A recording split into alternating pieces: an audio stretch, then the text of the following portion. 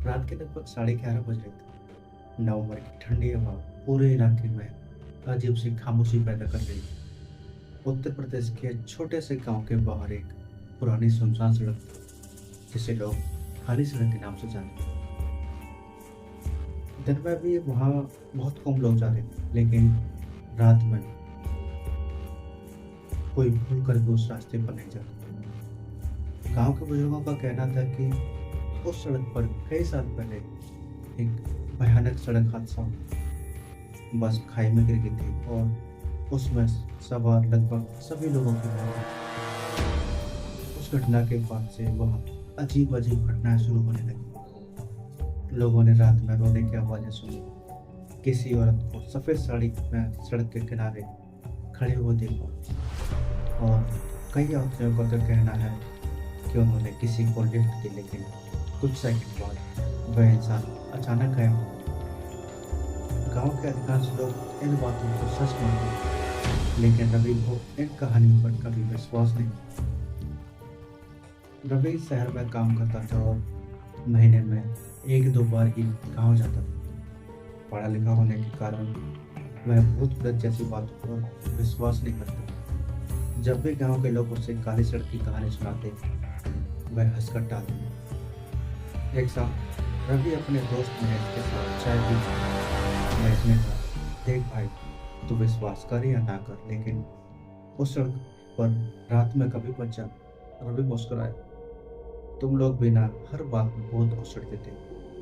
महेश का बेरो है, मैं मजाक नहीं कर रहा। पिछले महीने मोहन चाचा वहां से लौट रहे थे। उन्होंने बताया कि एक रात औरत ने उनसे मदद मांगी। कुछ दूर चलने के बाद वह अचानक गायब हो गई। रवि हंस पड़ा, शायद उन्हें नींद आ रही है। महेश कुछ नहीं बोला। उस रात रवि को शहर वापस जाना, उसकी बस छूट चुकी थी, इसलिए उसने अपनी बाइक से जाना सही समझा। गांव से बाहर जाने का सबसे छोटा रास्ता वही खाली सड़क थी। जब उसने घर वालों को बताया तो सबने मना किया, लेकिन रवि ने किसी के नहीं सुना। करीब 12 बजे वह बाइक लेकर निकल पड़ा। शुरुआत में सब कुछ सामान्य था। आसमान बादल छाए हुए थे, सड़क लगभग खाली थी, केवल उसकी बाइक के हेडलाइट अंधेरे को चीर रहे थे। कुछ किलोमीटर आगे बढ़ने के बाद उसे महसूस हुआ कि आसपास की हवा अचानक हो गई। उसने जैकेट का कॉलर ऊपर कर लिया, तब उसे सड़क किनारे कोई खड़ा हुआ दिखाई दिया। जैसे जैसे वह करीब पहुंचा, उसे लगा कि वह एक औरत, सफेद साड़ी पहने, उसके लंबे बाल चेहरे पर गिरे हुए। रवि ने बाइक की औरत ने हाथ उठाकर इशारा किया, बेटा मुझे आगे वाले मोड़ तक छोड़। उसकी आवाज बेहद धीमी थी। रवि ने सोचा कि इतनी रात में किसी महिला को अकेले छोड़ना उचित नहीं होगा। उसने बाइक रोक दी, औरत पीछे बैठ गई। रवि ने बाइक आगे बढ़ा। कुछ मिनट तक दोनों चुप रहे। रवि ने पूछा, आप इतनी रात को यहाँ क्या कर रहे हैं? कोई जवाब नहीं। उसने दोबारा पूछा, फिर भी चुप हुई। रवि ने रियर व्यू में मुड़ी में देखा वहां, लेकिन वहां कोई नहीं था। उसे लगा शायद अंधेरा ज्यादा है। अचानक उसके पास किसी ने धीरे से बोला, मुझे घर पहुंचा। रवि का दिल जोर से धड़कने लगा। उसने तुरंत पीछे मुड़कर देखा, लेकिन बाइक पर कोई नहीं था। वह घबरा गया। उसने बाइक रोक दी। सड़क सुनसान थी, चारों ओर केवल अंधेरा था। औरत गायब हो चुकी थी। रवि के हाथ कांपने लगे। उसने खुद को समझाया कि शायद उसे भ्रम हुआ। वह दोबारा बाइक स्टार्ट करके आगे बढ़ गया, लेकिन अब उसका आत्मविश्वास टूट चुका था। कुछ दूर जाने के बाद उसे फिर से वही औरत दिखाई दी। इस बार सड़क के बीचों बीच रवि ने जोर से ब्रेक लगाया। औरत बिल्कुल स्थिर खड़ी थी। धीरे धीरे उसने अपना चेहरा ऊपर उठाया। उसकी आंखें पूरी तरह काली थी, चेहरे पर गहरे घाव थे और होठों पर ऐसे छाप। उसने तुरंत बाइक घुमाई और वापस भागने लगा। कुछ ही सेकंड बाद उसे महसूस हुआ कि बाइक के पीछे कोई बैठा है। इस बार वजन साफ महसूस हो रहा था। उसने पीछे देखने की हिम्मत नहीं की। अचानक बाइक अपने आप धीमी होने लगी। इंजन बंद हो गया। सड़क के बीचों बीच बाइक रुक गई। रवि ने कई बार किक मारी, लेकिन बाइक स्टार्ट नहीं हुई। फिर उसे पीछे से किसी के रोने की आवाज़ सुनाई दी, धीमी, दर्द भरी, जैसे कोई बहुत दुख में। आवाज़ धीरे धीरे तेज होने लगी। रवि ने कांपते हुए पीछे देखा। वहीं वहां औरत बैठी हुई थी, लेकिन अब उसका चेहरा बहुत करीब था। इतना करीब कि उसकी ठंडी सांसें रवि के चेहरे को महसूस हुई। मुझे घर पहुंचा, उसने फिर से कहा। रवि चीखते हुए बैग छोड़कर भागने लगा। वह जितनी तेजी से दौड़ सकता था दौड़ा, लेकिन कुछ दूर जाने के बाद उसे एहसास हुआ कि सड़क खत्म ही नहीं हुई। वह लगातार दौड़ता रहा। फिर भी वही मोड़, वही पेड़, वही टूटा हुआ मील का पत्थर बार बार सामने आ रहा। उसे लगा जैसे वह किसी चक्र में फंस गया। अचानक दूर से एक रोशनी दिखाई दी और अभी उस तरफ मुड़ा। वह एक छोटा सा मंदिर के बाहर एक बूढ़ा पुजारी बैठा। रवि कांपते हुए अंदर घुस गया। पुजारी ने उसे देखा और बिना पूछे मंदिर का दरवाजा बंद कर दिया। वह तुम्हारे पीछे है ना? रवि का चेहरा सफेद पड़ गया। आपको कैसे पता? पुजारी ने गहरी सांस ली, क्योंकि वह पिछले 20 सालों से इसी सड़क पर भटक रही। फिर पुजारी ने जो कहानी सुनाई, उसे सुनकर रवि के रोंगटे खड़े हो गए। 20 साल पहले उसी सड़क पर एक बस दुर्घटना हुई थी। उस बस में एक लड़की थी जिसका नाम था राधा। उसकी शादी होने वाली थी, लेकिन दुर्घटना में उसकी मौत हो गई। लाश कभी नहीं मिली।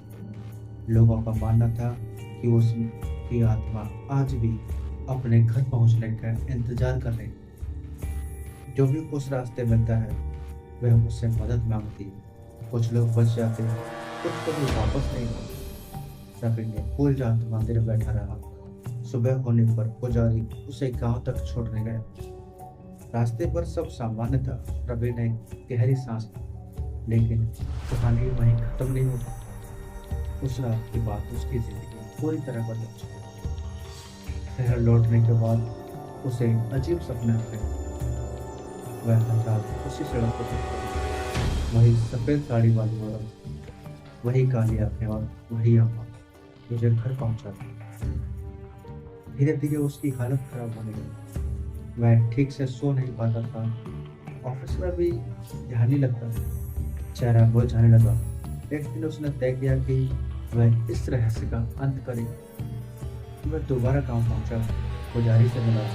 पुजारी ने कहा कि यह राधा की आत्मा को शांति दिलानी है और उसकी अधूरी इच्छा पूरी करनी है।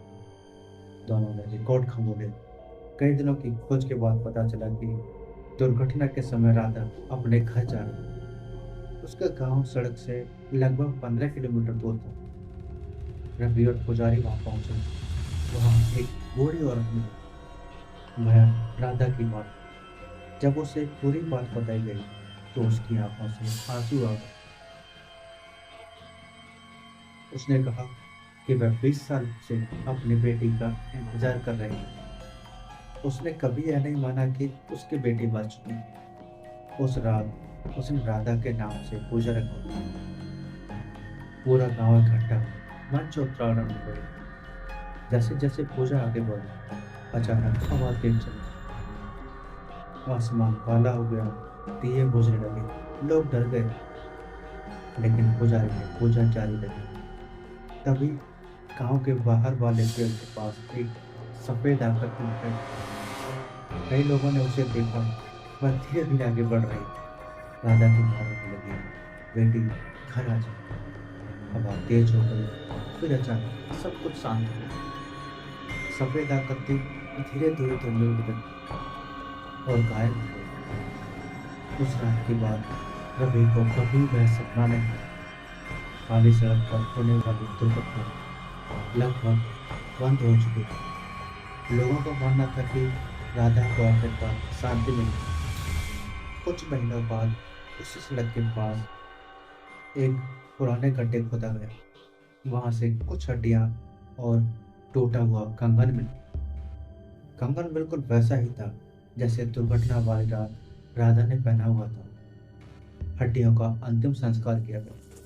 सबको लगा कि अब सब खत्म हो चुका, लेकिन एक ट्रक ड्राइवर ने बाद में दावा किया कि उसे राधी रात को उसी सड़क सफेद साड़ी पहने एक औरत खड़े हुए देखी।